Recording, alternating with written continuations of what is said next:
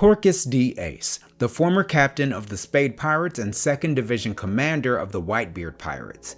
He was the powerful, he was the legendary, the pirate that defeated the warlord Hanafuda. He was acknowledged by the world government for how dangerous he was, gaining a bounty of 550 million berries. And he was also acknowledged by Yonko, emperors of the sea like Shanks. One Piece tells a lot about who he was. The world knew him as a great pirate and eventually the son of Gold D. Roger, but he's best known primarily through the people who loved him and knew him best. To his crew, he was known as a leader, someone who rivaled the strongest and best in the world. He was someone courageous and trustworthy. He was a brother.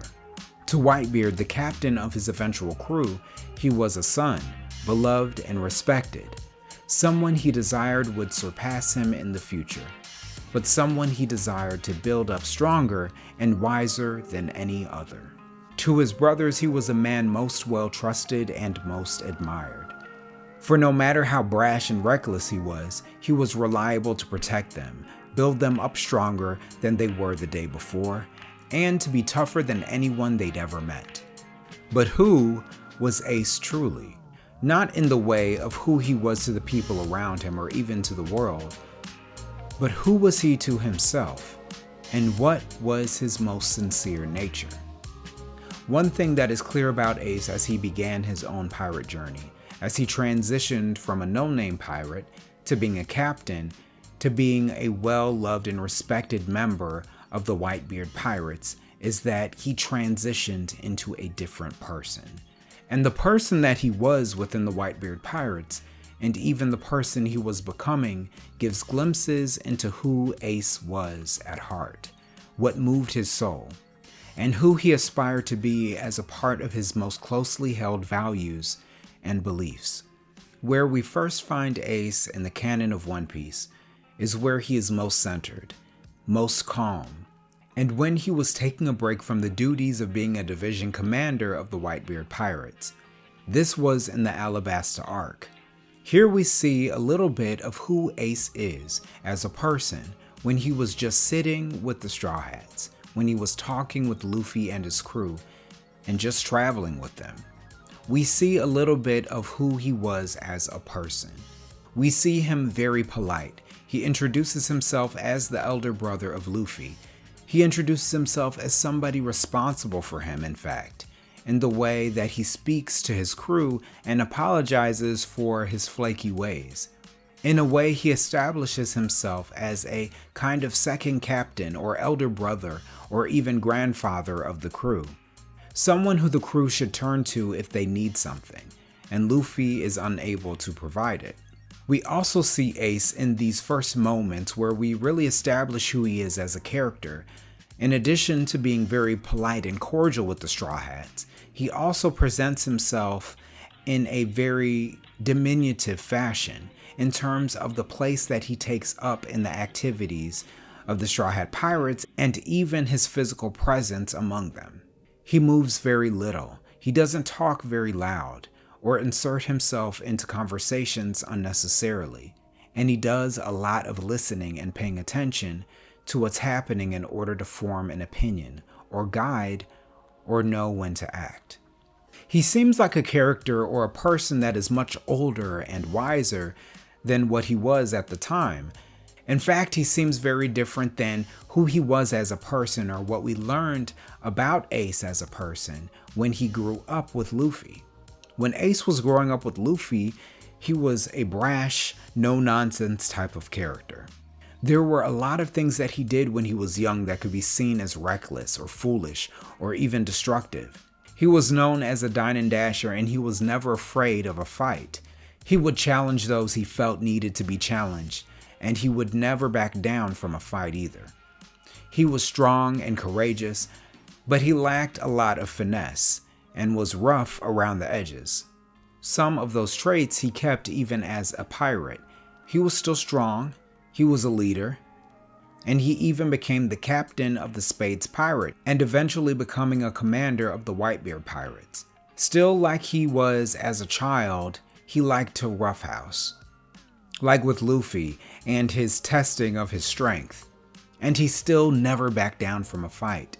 He still dined and dashed sometimes. And he was a character that liked to be reckless and party. But some of those traits that he had when he was young were beginning to diminish as he got older. And perhaps the new traits that he was learning, that gentleness, that politeness, that sense of responsibility that he was cultivating over people that he loved and the people that he felt responsible for, was in ways replacing those more unrefined aspects of his persona. Ace had only been a pirate for 3 years, but he had already gotten the recognition of the entire world. That's a feat that he couldn't have done without learning something first. He couldn't have gone out into the world behaving like a roughneck, just trying to fight his way to victory. He had to learn etiquette. He had to learn finesse. He had to use soft skills rather than brute force. To face pirates like Shanks, an emperor of the sea, he had to learn how to speak correctly, how to introduce himself, something that he learned from Makino, an older sister or mother-like figure that he had on his home island with Luffy. The reality is we don't see much about what took place in order for Ace to create this change in his persona. However, we are given clues, and it seems that the greatest change that he made in his entire life was made because of Whitebeard. Whitebeard is like the father of all pirates. He recognizes everyone on his crew as a beloved son, and he desires nothing more than their well-being. But on the other hand, he is one of the greatest pirates there's ever been. When Ace met Whitebeard, a chance encounter that would change his entire life, it was a battle between pirate crews. The Spades pirates foolishly and arrogantly thought that they can confront one of the greatest pirate crews there's ever been. And as a result, despite how powerful Ace was at the time, having defeated a warlord of the sea, he was no match for an emperor, and his crew was thrashed. Ace did all that he could do in order to protect his crew and save them from Whitebeard's wrath. And everything that he did and represented in that fierce fight endeared him to Whitebeard, so much so that Whitebeard decided to invite him to his crew. And Ace, being the brash young man that he was, denied him over and over. But because Ace never backed down from a fight, he always went back to Whitebeard to fight again, to get stronger and better. And in this you see and begin to understand the reason why Ace wanted to take Whitebeard's head, why he wanted to fight him over and over again. It wasn't because he hated him, it was because he respected him, and he wanted to reach him. Much like other episodes within One Piece where the Straw Hats, where Luffy finds that he and the world around him are of no comparison. Luffy was no match for many of the powers that existed within the Grand Line when he first started out, and Ace had the same experience. And while Luffy found the answer to this realization in getting stronger in order to carry his own flag, Ace found himself another North Star. He recognized in Whitebeard something that he hadn't seen in all of his life. Someone who was stronger than him, someone who can beat him down and best him in every single way, but loved as fiercely as he fought. Whitebeard to Ace was the father figure that he never really wanted or even thought about. Whitebeard came out of nowhere and offered him more than he could ever ask for. He offered him a family and a crew. He offered him stability and the ability to get stronger and stronger under one of the most powerful pirates on the sea. He also offered him someone that he always had the opportunity, the chance to go back to in order to become more cunning, more wise, more adept, more agile in the face of battle, in the face of life and adversity. That is what Whitebeard was to Ace.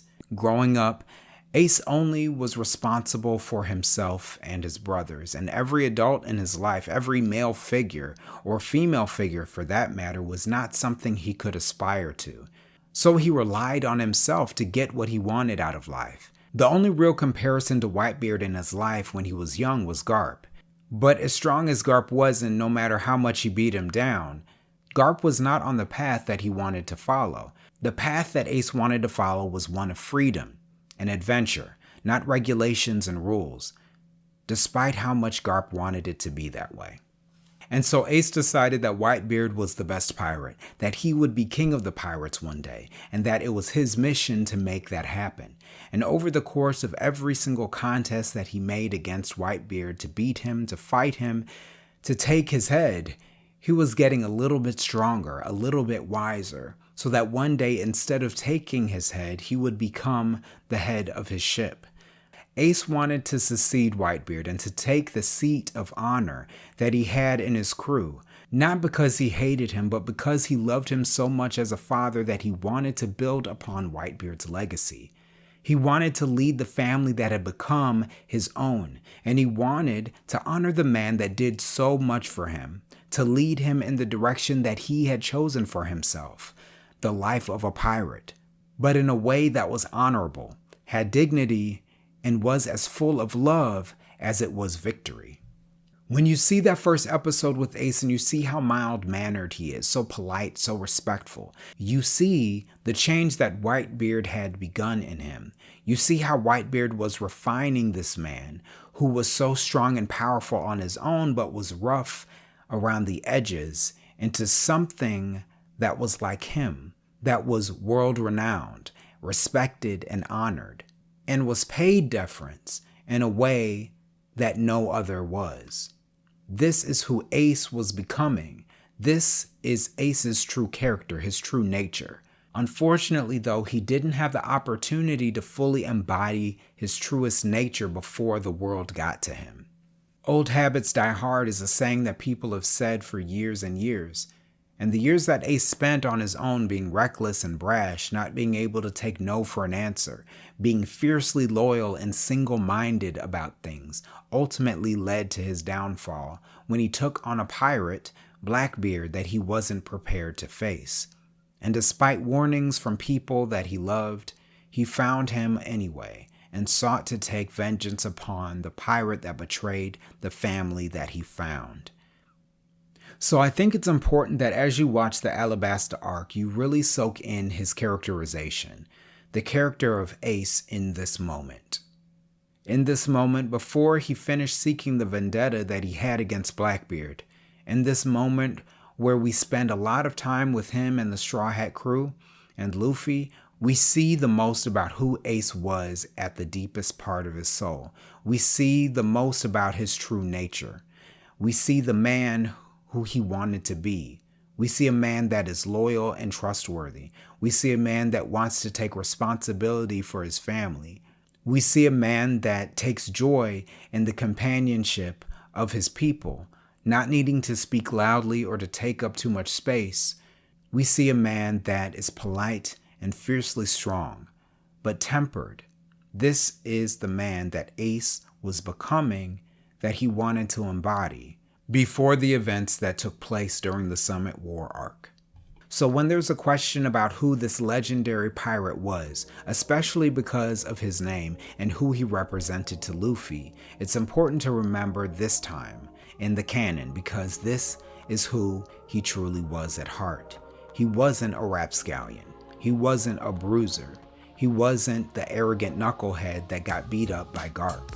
As seen in the glimpses of moments that he had in flashbacks, the powerful statements that he made even in Wano, we can confirm that where we see him here among the Straw Hats in Alabasta is the man that Ace truly was.